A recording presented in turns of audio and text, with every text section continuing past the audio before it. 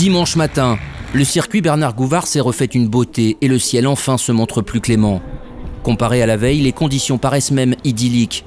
Le public est présent et 200 pilotes moto retrouvent leur machine en pré-grille.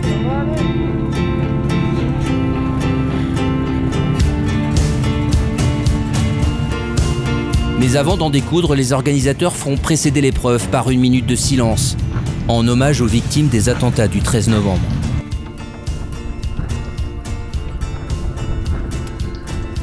Moment de recueillement, avant que le sport ne reprenne ses droits.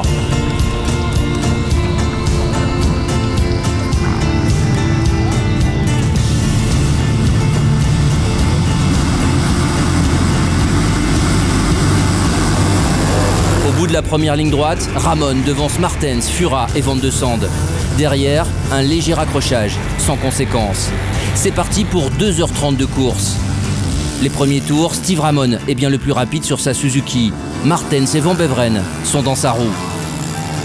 Pendant 1 heure, les 5 premiers se tiennent en à peine 15 secondes. Ramon impose un rythme d'enfer, mais Van de Sande suit également de près.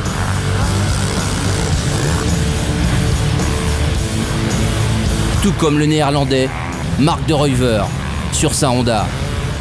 Fantastique bagarre à laquelle Richard Fura et Jean-Claude Mousset ne pourront se mêler. Les deux hommes finiront 5 et 6e à plus de 6 minutes du vainqueur. Au bout de 45 minutes, Steve Ramon est au stand pour son premier ravitaillement. Camille Chapelière, discret jusque-là, en profite pour prendre la tête. Un nouveau duel voit le jour entre le vice-champion de France et Damon Martens, lui aussi impeccable. Les deux hommes se tiennent en quelques secondes et c'est Chapelière, le premier qui rentre au stand. Son seul arrêt, pense-t-on alors, mais son équipe se rend compte que son réservoir est presque vide. Il devra repasser par la case ravitaillement. Puis c'est au tour de Damon Martens de s'arrêter. Son pneu arrière est sous-gonflé, mais il préfère ne pas changer sa roue et repartir. Juste à côté, Adrien Van Beveren rejoint son stand à son tour, mais ses ambitions de victoire sont déjà loin. Il abandonnera peu après sur casse mécanique.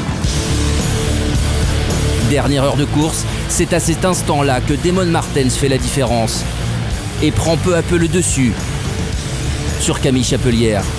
Il tient peut-être enfin là, à tout juste 20 ans, sa première grande victoire dans le sable. En fin de course, Steve Ramon retrouve des ailes, mais pas suffisamment pour revenir sur son compatriote. Chapelière, lui, a compris et préserve sa 3e place. Après 2h30 de course, Damon Martens franchit donc la ligne en vainqueur avant de tomber dans les bras de son entraîneur, Alexandre Morel. Ouais, une vraie victoire, la première course d'endurance de l'année. C'est vraiment pas facile. J'ai eu mal au bras avant le premier ravitaillement. Après, j'ai essayé de me libérer. On a pris l'option de faire un seul ravitaillement. Je pense que ça a pu payer aujourd'hui. Physiquement, je pense que je suis présent. Après, on va continuer à travailler pour être encore mieux sur la moto. Je suis content, 2e podium, aussi un peu déçu. La moto était bien, moi je me sentais bien. Damon, il a très bien roulé. Je devais ravitailler qu'une seule fois. Et j'ai fait 2 ravitaillements et je me suis mis à cogiter, je comprenais pas trop. Et puis voilà, à la fin, peut-être un peu court physiquement, mais bon, ça a été quand même une bonne course pour moi. Je marque 2 gros points, je remonte 2 au championnat, donc c'est quand même bien. Au classement, Van de Sande, Ramon, Martens et Chapelière se tiennent en quelques points. Axel Van de Sande conserve donc la plaque de leader du championnat. Mark de Ruyver, de son côté, écope d'un tour de pénalité suite au contrôle sonomètre. La 19e ronde des sables connaît son épilogue. Rendez-vous les 5 et 6 décembre à Saint-Léger-de-Balzon pour la 3e manche du championnat de France des sables Dragonnes.